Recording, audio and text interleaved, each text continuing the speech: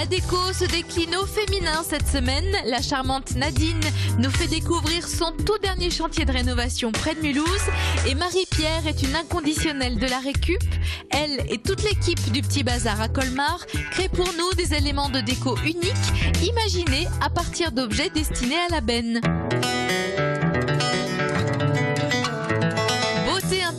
C'est le nom de cette entreprise de déco d'intérieur dirigée par Nadine.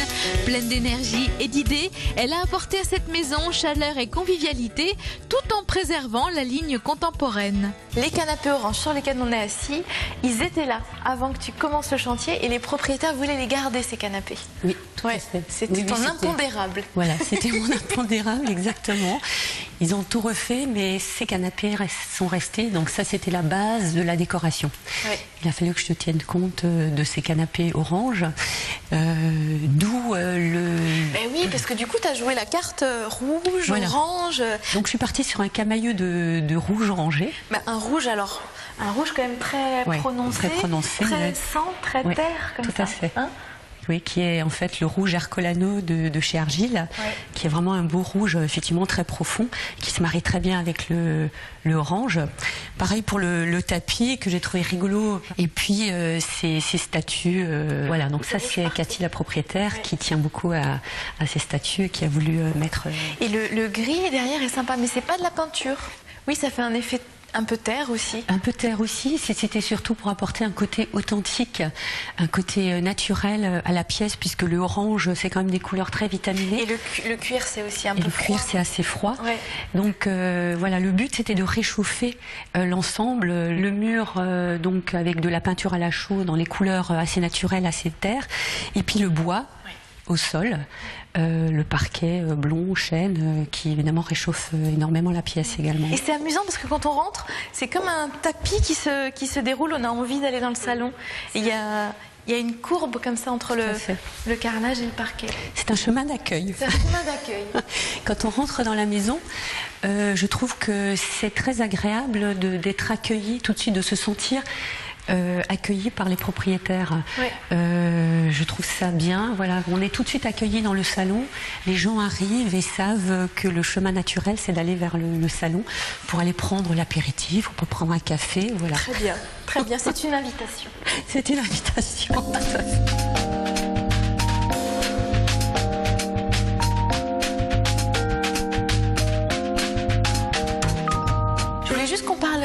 Un peu du carrelage parce qu'il est très particulier.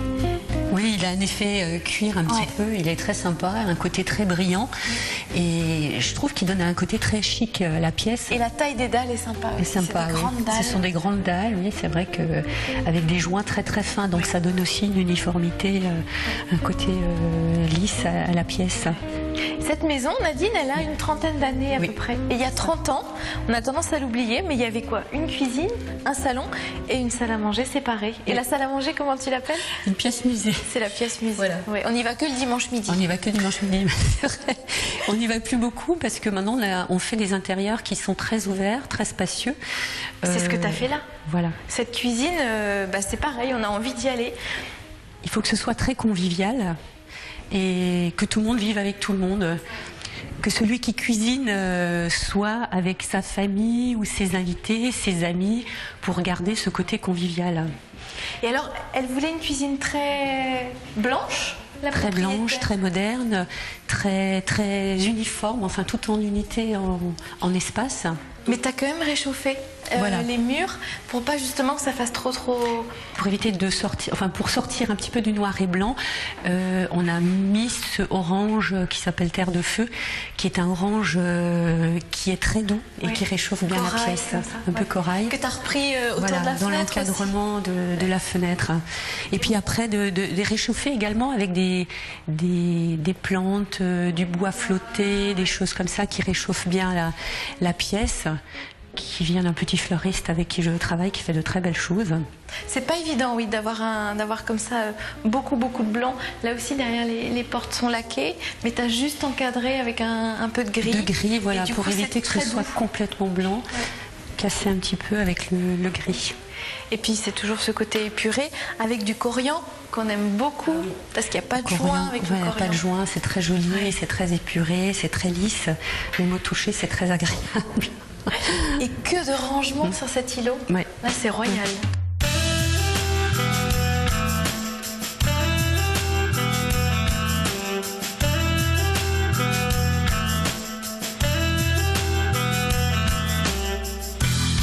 Et la fameuse table de convivialité, la salle à manger, mais elle est juste à côté. C'est salle à manger, cuisine. Cuisine, voilà. Ça fait les deux. Tout le monde est ensemble. Les deux fonctions, tout à fait. Alors, le coriandre, c'est un certain budget, quand même. Toi, tu es tout le temps en train de jongler avec les budgets aussi. Oui, c'est ça. C'est un défi que je me lance et que me demandent les clients. C'est d'arriver à faire un bel intérieur avec différents budgets.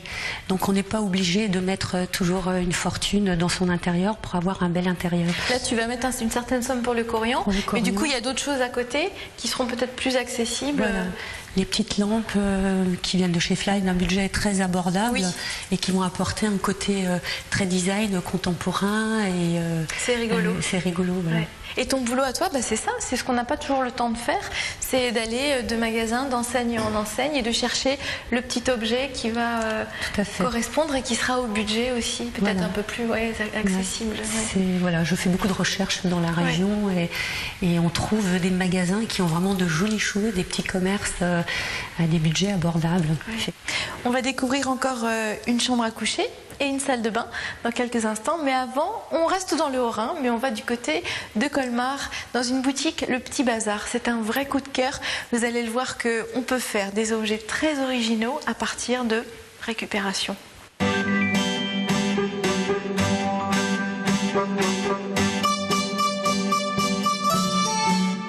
Bonjour Marie-Pierre.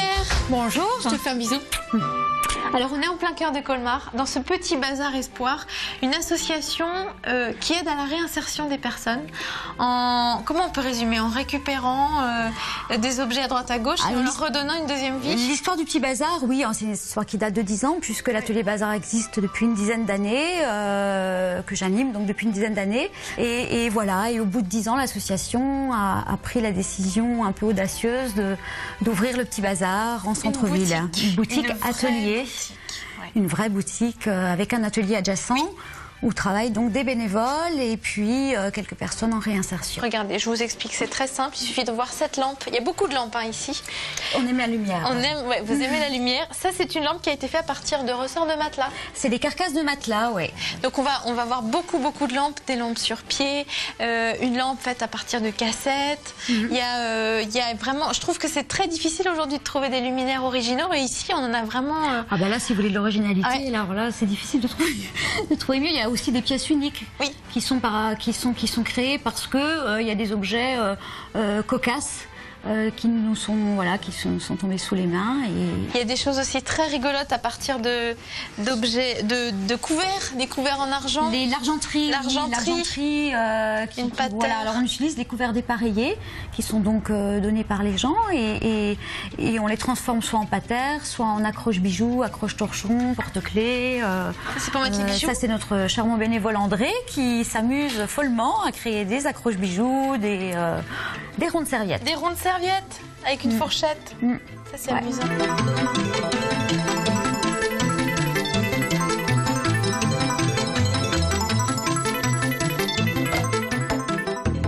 Et puis alors c'est vrai que la boutique est pas très grande, mais il y a beaucoup de meubles. Vous décapez, vous reloquez des meubles. On aime beaucoup le bois brut en fait. Ouais. Moi j'aime bien la matière dans son côté originel, quoi. Donc c'est vrai qu'on ponce beaucoup, voilà, et on récupère donc la matière.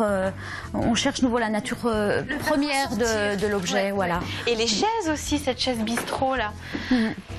Oui, tapissée. Tapissée avec de la laine. Parce qu'on récupère aussi beaucoup de tissus. Et on a des bénévoles qui ont été initiés donc au rudiment de la tapisserie et qui, comme ça, alors c'est vrai que c'est pas de la tapisserie classique, quoi. On choisit souvent, on fait des associations comme ça, des fois un peu audacieuses, de tissus, de revêtements. Un Voltaire à pois. Oui. Mais parce qu'on ne veut pas ressembler à tout le monde en fait. Voilà, on aime afficher une singularité, une personnalité. Il faut qu'il y ait une âme. Mais il y a quand même quelque chose qui est extrêmement dans l'air du temps. dans cette boutique. Alors peut-être, oui, parce qu'on est aussi dans la mode du recyclage et du... Ouais. Sauf que j'aime pas trop le mot surfer sur une vague, parce que cette vague, nous, elle dure depuis plus de 10 ans. Donc on n'a pas trop utilisé comme ça il se trouve qu'on aime ça.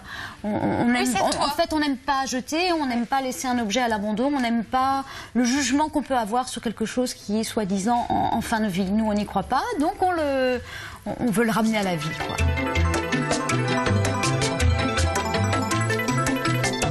Merci en tout cas de cette visite. Merci. Et je pense qu'on se retrouvera. J'espère. Pour d'autres bons plans récup. Il y aura d'autres choses, je pense. À bientôt. À bientôt.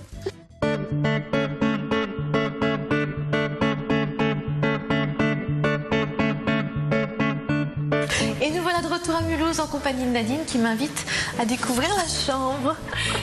C'est sympa ces panneaux japonais, j'adore. Oui.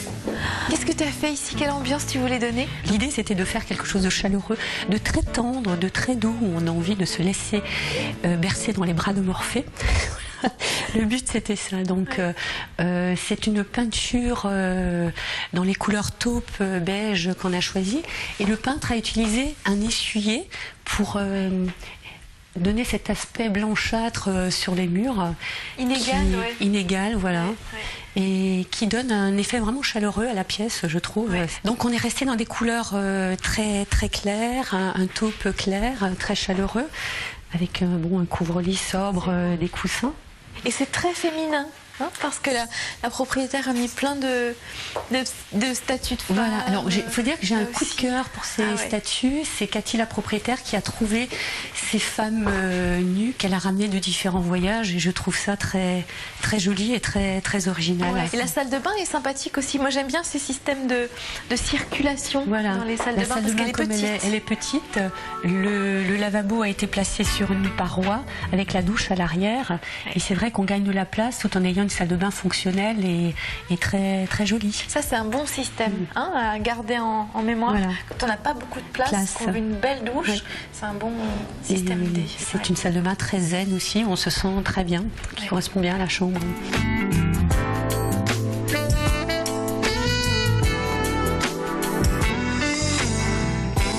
Il va être l'heure de se quitter, Nadine. Déjà? Oui, mais alors il y a une thématique qu'on n'a pas abordée finalement, c'est comment tu es devenue décoratrice?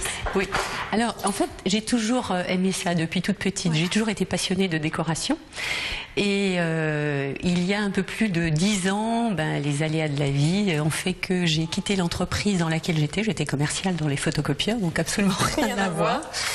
Et voilà, sur les conseils de copines qui m'ont dit pourquoi tu ferais pas ça, parce que je donnais déjà des petits conseils à certaines copines.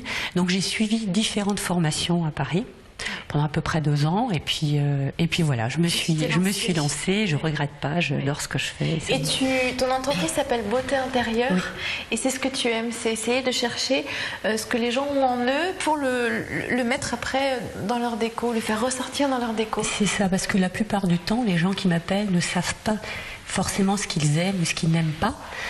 Alors le but, c'est de comprendre ce que les gens ont à l'intérieur d'eux pour arriver à l'intégrer dans leur intérieur, pour qu'ils se sentent bien, puisque chaque personne est différente. Donc chaque intérieur est différent. Est différent. Ce sont des décos très personnalisés. En fait, tu n'as pas de style. Tu vas vraiment t'approprier le lieu et faire en sorte que les gens se sentent bien chez eux. Voilà, je vais essayer de bien comprendre les gens, beaucoup discuter avec eux, les écouter et faire en sorte qu'ils se sentent bien chez eux en finale. Voilà. Merci en tout cas de nous avoir fait découvrir cet intérieur. Merci Caroline. Et il y en aura d'autres. Avec grand plaisir. Je suis sûre. Avec grand plaisir. À bientôt. À bientôt Caroline. Notez bien le site internet alsace20.tv, ça c'est pour revoir l'émission à volonté. Et il y a aussi un blog secretdeco.blogspot.fr. À la semaine prochaine pour une nouvelle émission. Salut.